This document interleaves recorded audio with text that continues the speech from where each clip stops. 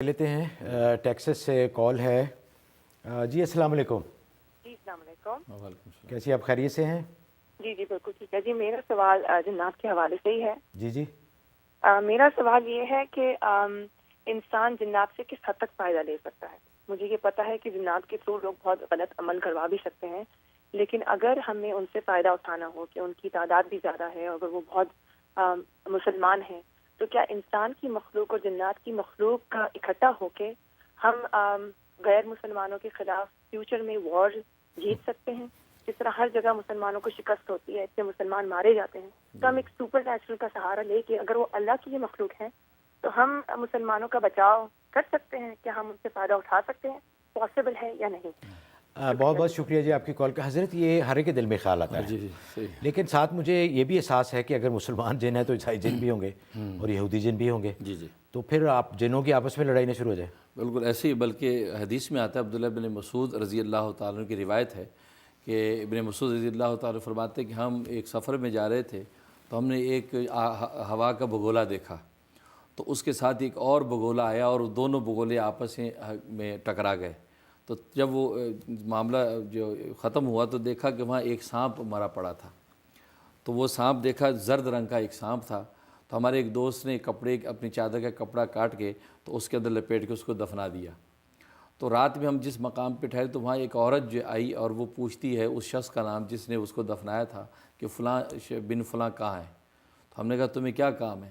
کہا کہ میں اس کا شکریہ کرنے آئی ہوں، اس لیے کہ مشرکین جن اور مسلمان جنات کی آپس میں لڑائی ہو گئی تھی، ان کا آپس میں مارکا ہوا، جس کی وجہ سے وہ جو شہید ہوا ہے یہ صحابی جن تھا، رسول اللہ صلی اللہ علیہ وسلم کا صحابی تھا، تو یہ شہید ہو گیا، اس لیے میں ان کا شکریہ کرنے آیا کہ ان سے ان کی تدفین کر دی۔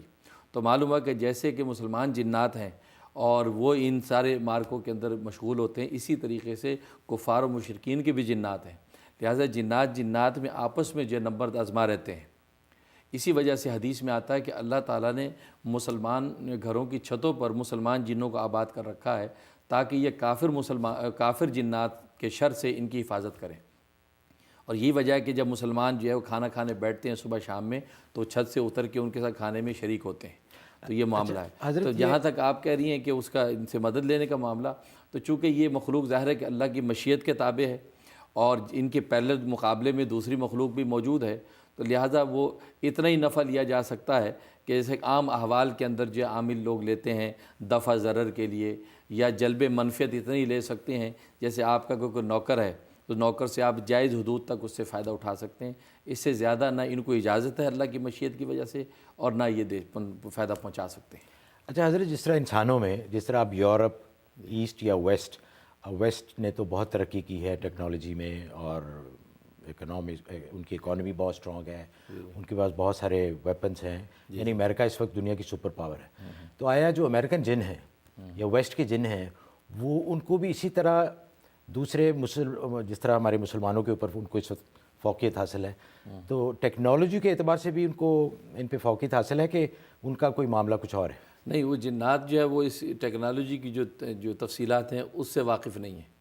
اصل میں جنات جسمانی طور پہ قوی ہیں لیکن دماغی طور پر صفر ہیں۔ ہاں، دماغی طور پہ وہ کسی کام کے نہیں، لہٰذا انسان چونکہ دماغی طور پر وہ اسٹرانگ ہے، مضبوط ہے، وہ یہ ساری ٹیکنیکل جو چیزیں ہیں، یہ ترقیات ہیں، انسان ہی کرتا ہے۔ جنات اپنے اسی سادہ سیدھے طریقے سے رہتا ہے جیسا اللہ نے مقدر کیا ہے۔